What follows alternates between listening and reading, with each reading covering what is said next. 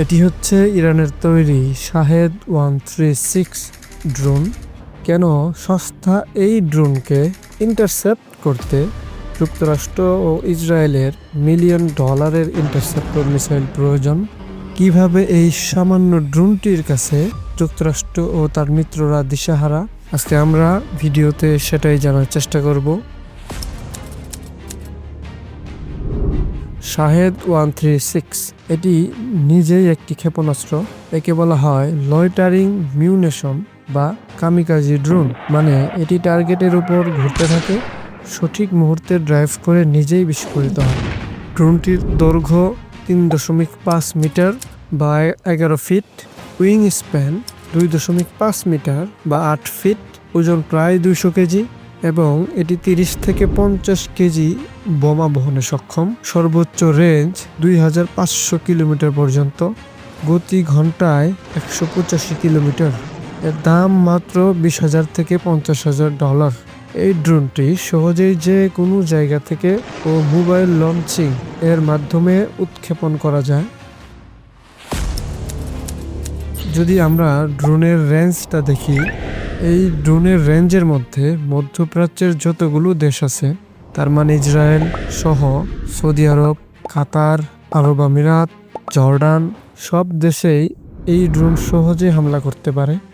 তাছাড়া এই ড্রোন ইরানের পশ্চিমে অবস্থিত তুরস্ক এবং পূর্ব দিকে অবস্থিত ভারত পর্যন্ত হামলা করতে সক্ষম।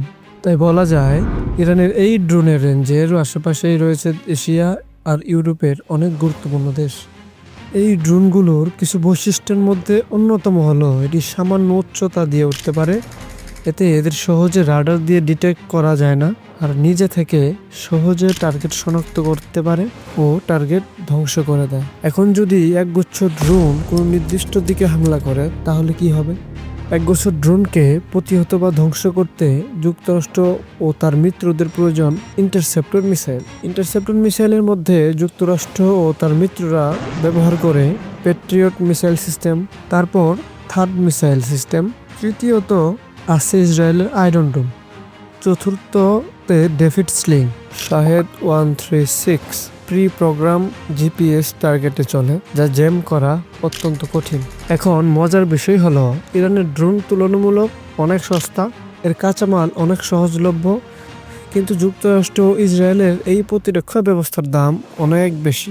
আমরা যদি একটু তুলনা করতে চাই তাহলে একটি প্যাট্রিয়ট মিসাইলের দাম $3.7 মিলিয়ন, গড়ে একটি শাহেদ ড্রোনের তুলনায় 105 থেকে 180 গুণ বেশি। তারপর থার্ড মিসাইলের দাম $12.7 মিলিয়ন, গড়ে শাহেদের তুলনায় 362 থেকে 600 গুণ বেশি। অন্য আরেকটি হলো আয়রন ডোম, এই মিসাইলের দাম $40,000 থেকে $50,000, শাহেদের চেয়ে 2 গুণ বেশি। আর ডেভিড স্লিং, এই মিসাইলের দাম $10 মিলিয়ন, গড়ে শাহেদের তুলনায় 28 থেকে 50 গুণ বেশি। যদি ইরানের ছোড়া এই ড্রোনগুলো প্রতিহত না করা হয় তাহলে তা বিভিন্ন জায়গায় আঘাত হানবে, আর যদি ধ্বংস করাও হয় তাহলে খরচ বহু গুণে বাড়বে। এটাই হলো সবচেয়ে বড় চ্যালেঞ্জ। এখন আসা যাক ইরানের কাছে এই ড্রোনের আসলে সংখ্যা কত।